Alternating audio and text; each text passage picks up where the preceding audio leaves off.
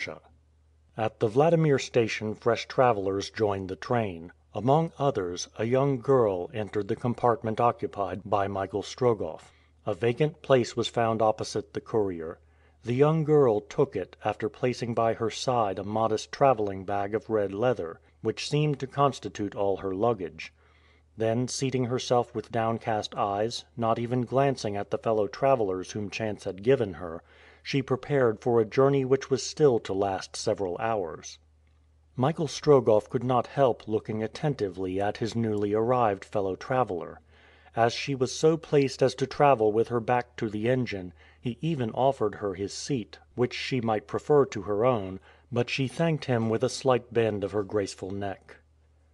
The young girl appeared to be about 16 or 17 years of age. Her head, truly charming, was of the purest Slavonic type, slightly severe, and likely in a few summers to unfold into beauty rather than mere prettiness. From beneath a sort of kerchief which she wore on her head escaped in profusion light golden hair. Her eyes were brown, soft, and expressive of much sweetness of temper. The nose was straight, and attached to her pale and somewhat thin cheeks by delicately mobile nostrils. The lips were finely cut, but it seemed as if they had long since forgotten how to smile. The young traveler was tall and upright, as far as could be judged of her figure from the very simple and ample pelisse that covered her. Although she was still a very young girl in the literal sense of the term, the development of her high forehead and clearly cut features gave the idea that she was the possessor of great moral energy, a point which did not escape Michael Strogoff. Evidently this young girl had already suffered in the past, and the future doubtless did not present itself to her in glowing colors. But she had surely known how to struggle still with the trials of life. Her energy was evidently both prompt and persistent, and her calmness unalterable, even under circumstances in which a man would be likely to give way or lose his self-command. Such was the impression which she produced at first sight. Michael Strogoff, being himself of an energetic temperament, was naturally struck by the character of her physiognomy, and while taking care not to cause her annoyance by a too persistent gaze, he observed his neighbor with no small interest. The costume of the young traveler was both extremely simple and appropriate. She was not rich, that could be easily seen, but not the slightest mark of negligence was to be discerned in her dress. All her luggage was contained in the leather bag which, for want of room, she held on her lap. She wore a long, dark pelisse, gracefully adjusted at the neck by a blue tie. Under this pelisse, a short skirt, also dark, fell over a robe which reached the ankles. Half boots of leather, thickly soled, as if chosen in anticipation of a long journey, covered her small feet. Michael Strogoff fancied that he recognized, by certain details, the fashion of the costume of Livonia, and thought his neighbor a native of the Baltic provinces. But whither was this young girl going, alone, at an age when the fostering care of a father, or the protection of a brother, is considered a matter of necessity? Had she now come, after an already long journey, from the provinces of Western Russia? Was she merely going to Nijni-novgorod, or was the end of her travels beyond the eastern frontiers of the empire? Would some relation, some friend, await her arrival by the train? Or was it not more probable, on the contrary, that she would find herself as much isolated in the town as she was in this compartment? It was probable. In fact, the effect of habits contracted in solitude was clearly manifested in the bearing of the young girl. The manner in which she entered the carriage and prepared herself for the journey, the slight disturbance she caused among those around her, the care she took not to incommode or give trouble to anyone, all showed that she was accustomed to be alone, and to depend on herself only. Michael Strogoff observed her with interest, but, himself reserved, he sought no opportunity of accosting her.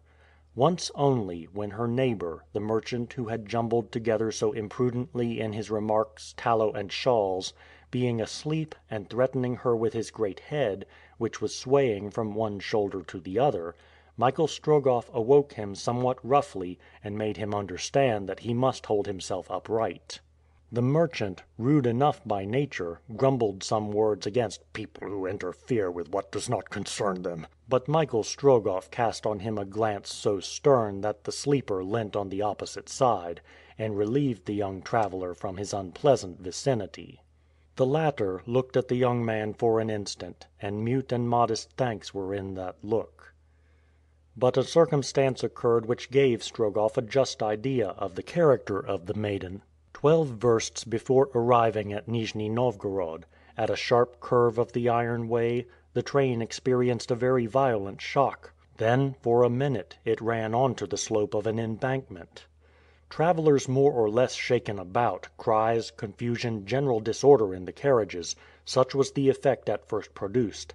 It was to be feared that some serious accident had happened.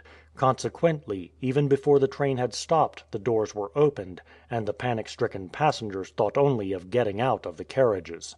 Michael Strogoff thought instantly of the young girl, but while the passengers in her compartment were precipitating themselves outside, screaming and struggling, she had remained quietly in her place, her face scarcely changed by a slight pallor. She waited. Michael Strogoff waited also. Both remained quiet. A determined nature, thought Michael Strogoff. However, all danger had quickly disappeared. A breakage of the coupling of the luggage van had first caused the shock to, and then the stoppage of, the train, which in another instant would have been thrown from the top of the embankment into a bog. There was an hour's delay. At last, the road being cleared, the train proceeded, and at 8:30 in the evening arrived at the station of Nijni-Novgorod. Before anyone could get out of the carriages, the inspectors of police presented themselves at the door and examined the passengers. Michael Strogoff showed his podorojna, made out in the name of Nicholas Korpanoff. He had, consequently, no difficulty. As to the other travelers in the compartment, all bound for Nijni-Novgorod, their appearance, happily for them, was in no wise suspicious. The young girl, in her turn, exhibited, not a passport, since passports are no longer required in Russia, but a permit endorsed with a private seal, and which seemed to be of a special character. The inspector read the permit with attention. Then, having attentively examined the person whose description it contained, "You are from Riga?" he said. "Yes," replied the young girl. "You are going to Irkutsk?" "Yes." "By what route?" "By Perm." "Good," replied the inspector. "Take care to have your permit viséd at the police station of Nijni-Novgorod." The young girl bent her head in token of assent. Hearing these questions and replies, Michael Strogoff experienced a mingled sentiment both of surprise and pity. What! This young girl, alone, journeying to that far-off Siberia, and at a time when, to its ordinary dangers, were added all the perils of an invaded country and one in a state of insurrection? How would she reach it? What would become of her?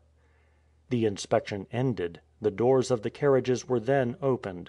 But, before Michael Strogoff could move towards her, the young Livonian, who had been the first to descend, had disappeared in the crowd which thronged the platforms of the railway station. End of Book 1, Chapter 4.